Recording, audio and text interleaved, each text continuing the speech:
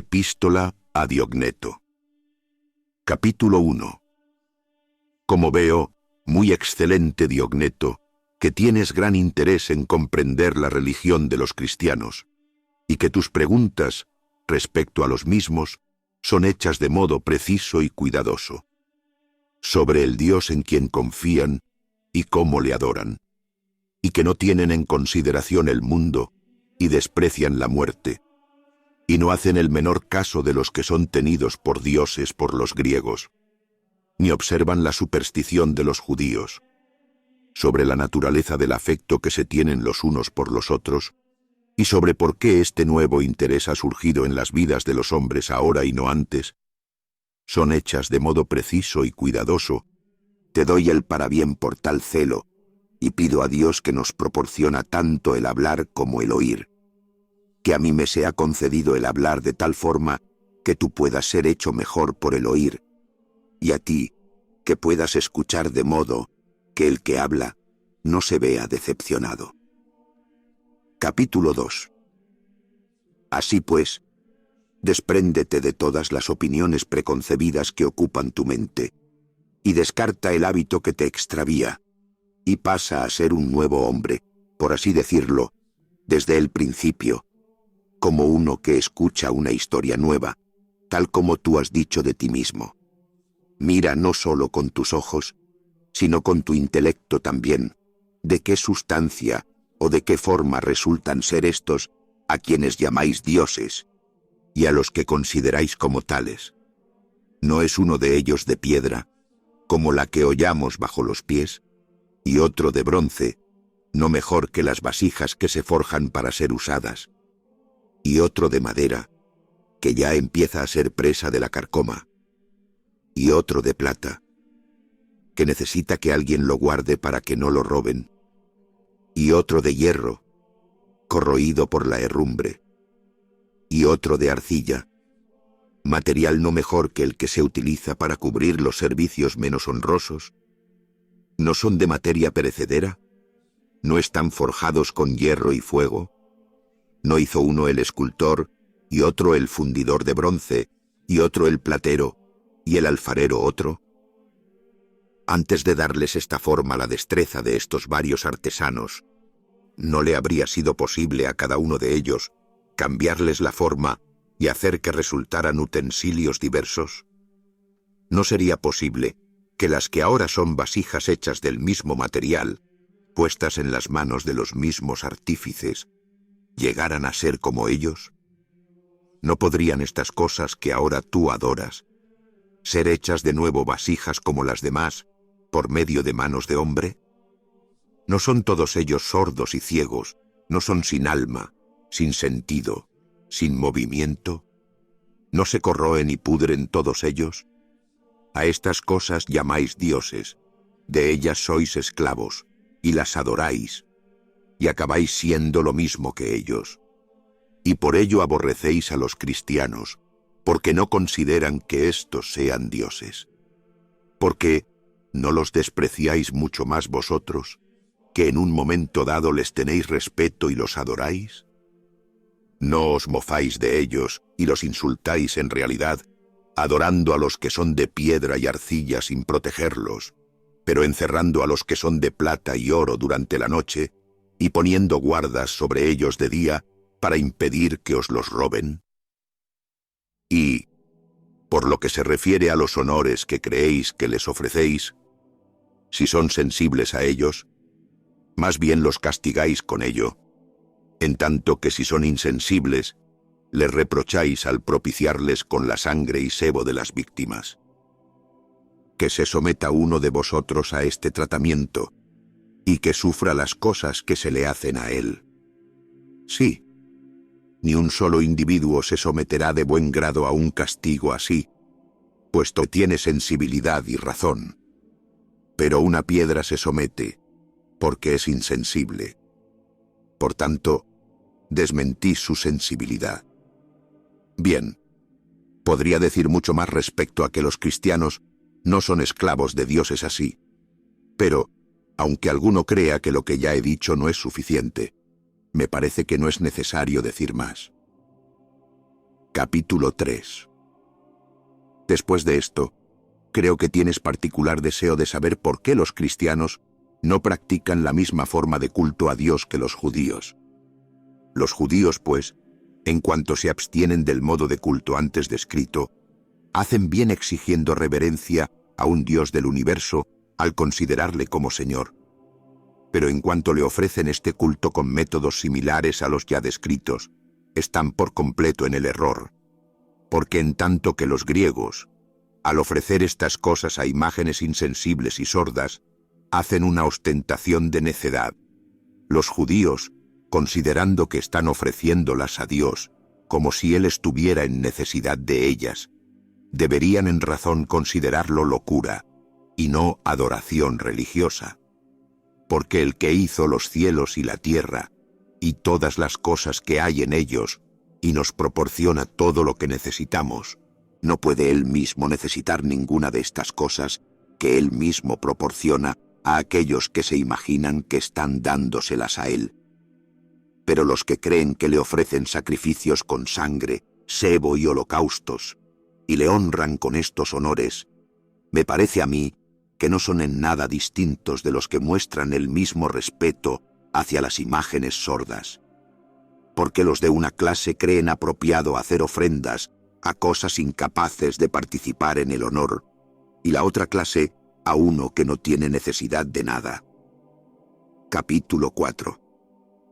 Pero, además, sus escrúpulos con respecto a las carnes y su superstición con referencia a sábado, la vanidad de su circuncisión y el disimulo de sus ayunos y lunas nuevas, yo no creo que sea necesario que tú aprendas a través de mí, que son ridículas e indignas de consideración alguna. Porque, ¿cómo no tener por impío que las cosas creadas por Dios para uso de los hombres, unas se acepten como bien creadas y otras se rechacen como inútiles e innecesarias? ¿Y cómo no tachar de sacrílego calumniar a Dios, imaginando que nos prohíbe hacer bien alguno en día de sábado? Además, el alabarse de la mutilación de la carne como una muestra de elección, como si por esta razón fueran particularmente amados por Dios, ¿no es esto ridículo?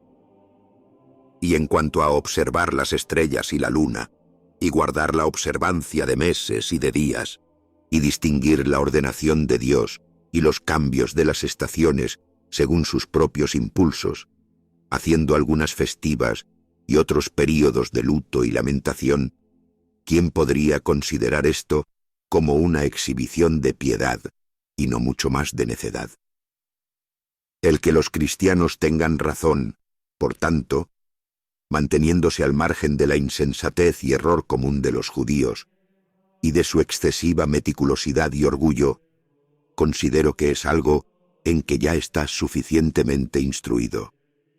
Pero, en lo que respecta al misterio de su religión, no espero que puedas ser instruido por ningún hombre. Capítulo 5. Los cristianos, en efecto, no se distinguen de los demás hombres ni por su tierra, ni por su habla, ni por sus costumbres, porque ni habitan ciudades exclusivas suyas, ni hablan una lengua extraña, ni llevan un género de vida aparte de los demás.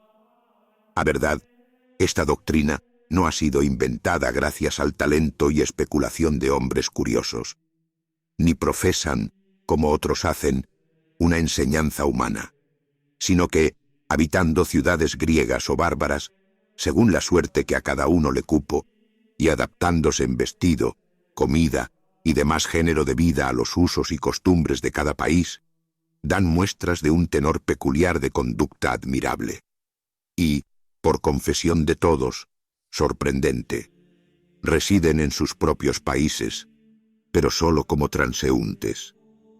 Comparten lo que les corresponde en todas las cosas como ciudadanos, y soportan todas las opresiones como los forasteros. Todo país extranjero les es patria, y toda patria les es extraña. Se casan como todos los demás hombres y engendran hijos, pero no se deshacen de los hijos que conciben. Tienen la mesa en común, pero no el lecho. Se hallan en la carne, y con todo, no viven según la carne. Viven en la tierra, pero su ciudadanía está en el cielo. Obedecen las leyes establecidas y sobrepasan las leyes en sus propias vidas. Aman a todos los hombres y son perseguidos por todos. No se hace caso de ellos y pese a todo, se les condena, se les da muerte y aún así están revestidos de vida. Son pobres y con todo hacen ricos a muchos. Carecen de todo y abundan en todo. Se les deshonra y pese a todo, son glorificados en su deshonor. Se habla mal de ellos y aún así son reivindicados. Los vituperan y ellos bendicen. Se les injuria y ellos dan honra. Al hacer lo bueno, son castigados como malhechores. Siendo castigados, se regocijan, como si con ello se les reavivara. Los judíos hacen guerra contra ellos como extraños, y los griegos los persiguen, y pese a todo, los que los aborrecen no pueden dar la razón de su odio. Capítulo 6. En una palabra, lo que el alma es en un cuerpo, estos son los cristianos en el mundo. El alma se desparrama por todos los miembros del cuerpo, y los cristianos por las diferentes ciudades del mundo. El alma tiene su morada en el cuerpo, y con todo, no es del cuerpo. Así que los cristianos tienen su morada en el mundo, y aún así, no son del mundo. El alma que es invisible es guardada en el cuerpo que es visible. Así los cristianos son reconocidos como parte del mundo, y pese a ello, su religión permanece invisible. La carne aborrece al alma y está en guerra con ella, aunque no recibe ningún daño, porque le es prohibido permitirse placeres. Así el mundo aborrece a los cristianos, aunque no recibe ningún daño de ellos, porque están en contra de sus placeres. El alma ama la carne que le aborrece, y ama también a sus miembros. Así los cristianos aman a los que les aborrecen. El alma está aprisionada en el cuerpo, y con todo, es la que mantiene unido al cuerpo. Así los cristianos son guardados en el mundo como en una casa de prisión, y pese a todo, ellos mismos preservan el mundo. El alma inmortal habita en una tienda mortal. Así los cristianos viven como de paso en moradas corruptibles, mientras esperan la incorrupción en los cielos. El alma, maltratada en comidas y bebidas, se mejora. Lo mismo los cristianos, amenazados de muerte cada día, se multiplican más y más. Tal es el puesto que Dios les señaló, y no les es lícito desertar de él. Capítulo 7. Porque no fue una invención terrenal, como dije, lo que les fue encomendado, ni se preocupan de guardar tan cuidadosamente ningún sistema de opinión mortal, ni se les ha confiado la dispensación de misterios humanos, sino que verdaderamente el Creador Todopoderoso del universo, el Dios invisible mismo de los cielos, plantó entre los hombres la verdad y la santa enseñanza que sobrepasa la imaginación de los hombres, y la fijó firmemente en sus corazones, no como alguien podría pensar, enviando a la humanidad a un subalterno, o a un ángel, o un gobernante, o uno de los que dirigen los asuntos de la tierra, o uno de aquellos a los que están confiadas las dispensaciones del cielo, sino al mismo artífice y creador del universo, por quien él hizo los cielos, y por quien él retuvo el mar en sus propios límites, cuyas ordenanzas observan todos los elementos fielmente, de quien el sol ha recibido incluso la medida de su curso diario para guardarlo, a quien la luna obedece cuando él le manda que brille de noche, a quien las estrellas obedecen siguiendo el curso de la luna, por el cual fueron ordenadas todas las cosas y establecidos y puestos en sujeción, los cielos y las cosas que hay en los cielos, la tierra y las cosas que hay en la tierra, el mar y las cosas que hay en el mar, fuego, aire, abismo, las cosas que hay en las alturas, las cosas que hay en lo profundo, las cosas que hay entre los dos. A éste les envió Dios. Fue entonces, como alguno puede suponer, que fue enviado para ejercer una tiranía, para inspirar temor y terror? En modo alguno, sino que lo envió en clemencia y mansedumbre. Como un rey podría enviar a su hijo que es rey, él le envió como enviando a Dios. Le envió a él como un hombre a los hombres. Le envió como Salvador, usando persuasión, no fuerza, porque la violencia no es atributo de Dios. Él le envió como invitándonos, no persiguiéndonos. Él le envió como amándonos, no juzgándonos. Porque Él enviará en juicio, ¿y quién podrá resistir su presencia? ¿No ves que los echan a las fieras para que nieguen al Señor, y, con todo, no lo consiguen? ¿No ves que cuanto más los castigan, tanto más abundan? Estas no son las obras del hombre, son el poder de Dios, son pruebas de su presencia. Capítulo 8. Porque, ¿qué hombre tenía algún conocimiento de lo que Dios es antes de que Él viniera? ¿O es que vas a aceptar los vanos y estúpidos discursos de los reputados filósofos? Algunos de ellos afirmaron que Dios era fuego. ¿A dónde tienen ellos que ir? A eso llaman Dios. Otros, que agua.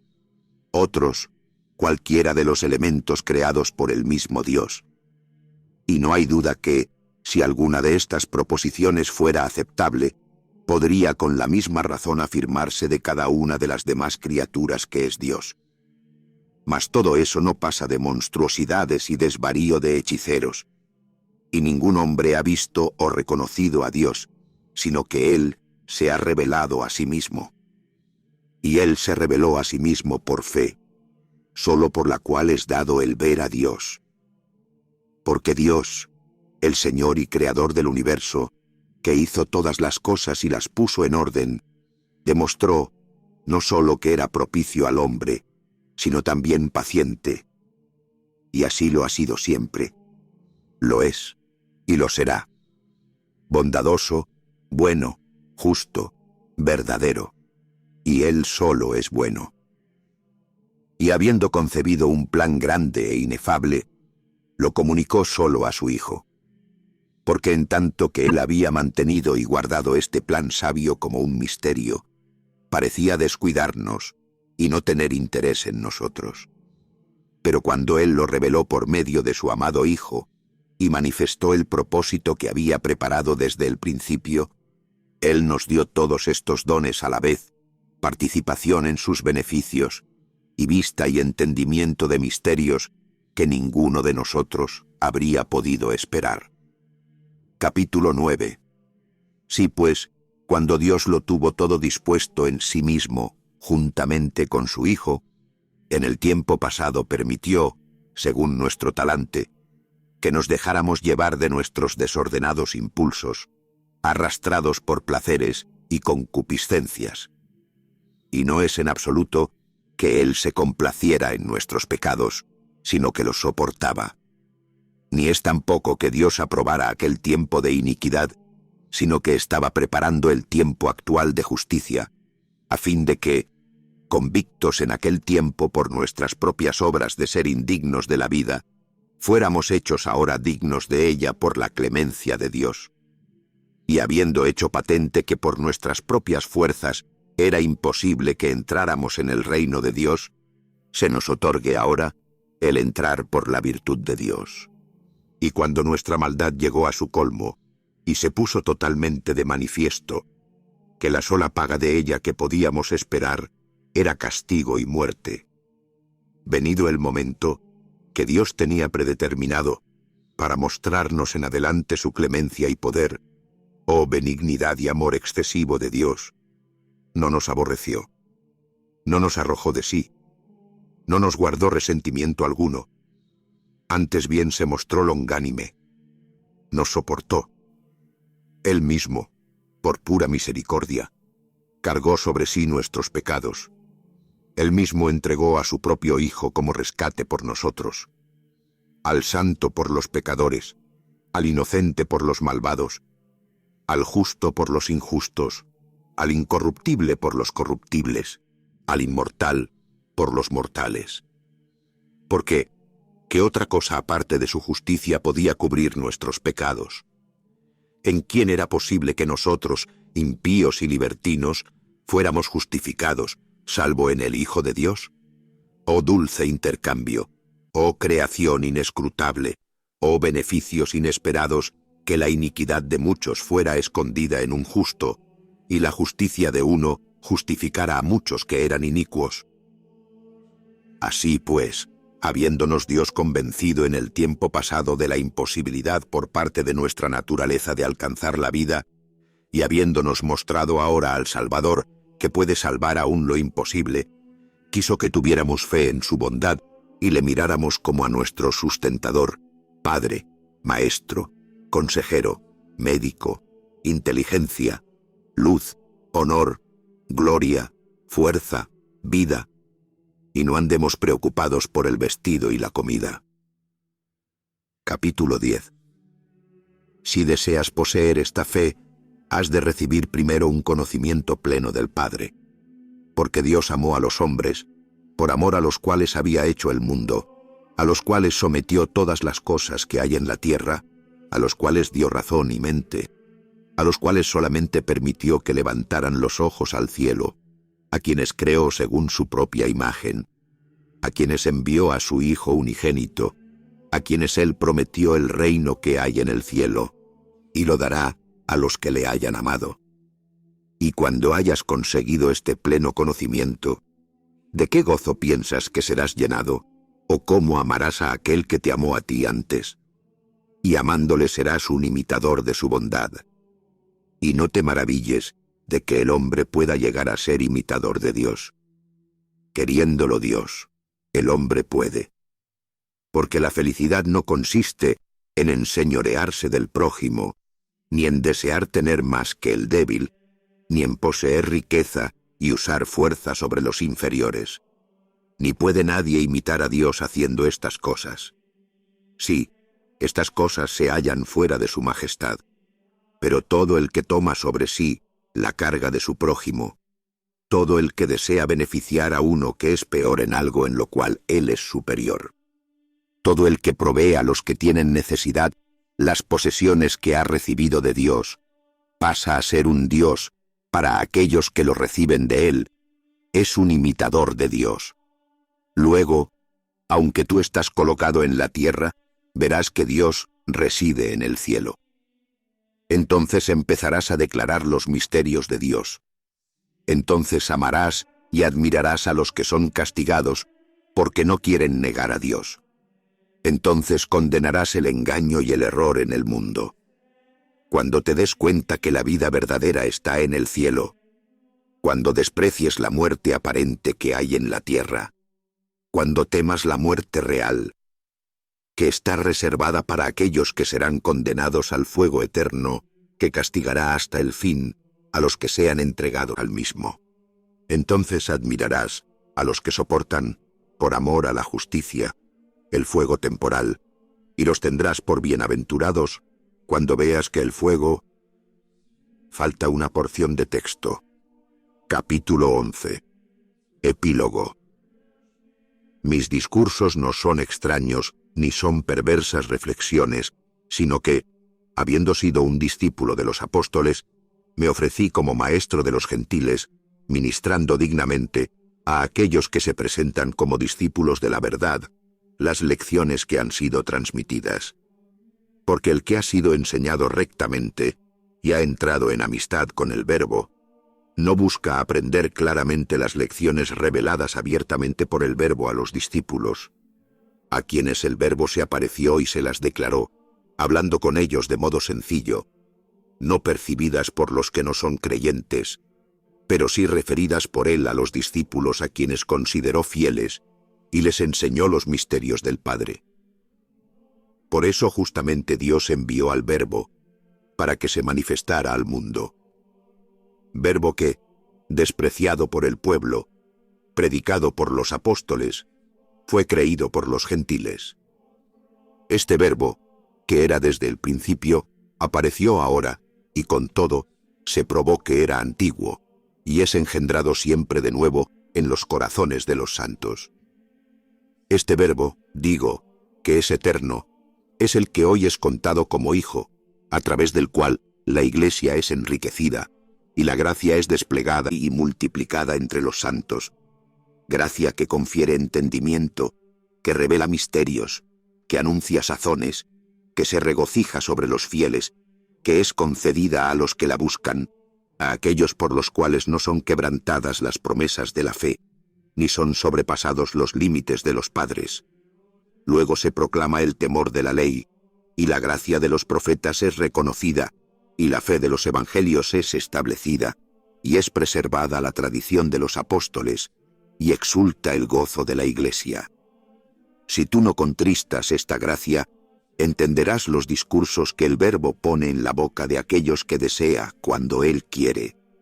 Porque de todas las cosas que por la voluntad imperativa del Verbo fuimos impulsados a expresar con muchos dolores, de ellas os hicimos partícipes, por amor a las cosas que nos fueron reveladas. Capítulo 12.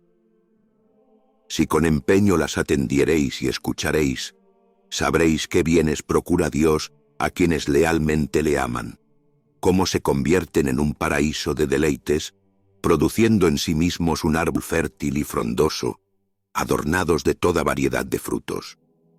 Porque en este jardín han sido plantados un árbol de conocimiento y un árbol de vida. Con todo, el árbol de conocimiento no mata, pero la desobediencia mata, porque las Escrituras dicen claramente que Dios desde el comienzo plantó un árbol de conocimiento y un árbol de vida en medio del paraíso, revelando vida por medio del conocimiento. Y como nuestros primeros padres no lo usaron de modo genuino, fueron despojados por el engaño de la serpiente. Porque ni hay vida sin conocimiento, ni conocimiento sano sin verdadera vida. Por tanto, los árboles están plantados el uno junto al otro.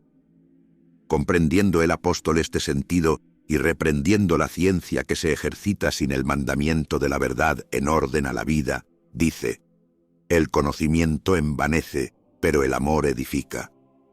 Porque el hombre que supone que sabe algo, sin el verdadero conocimiento que es testificado por la vida, es ignorante, es engañado por la serpiente, porque no amó la vida. En tanto que el que con temor reconoce y desea la vida, planta en esperanza, esperando fruto. Que vuestro corazón sea conocimiento, y vuestra vida verdadera razón, debidamente comprendida.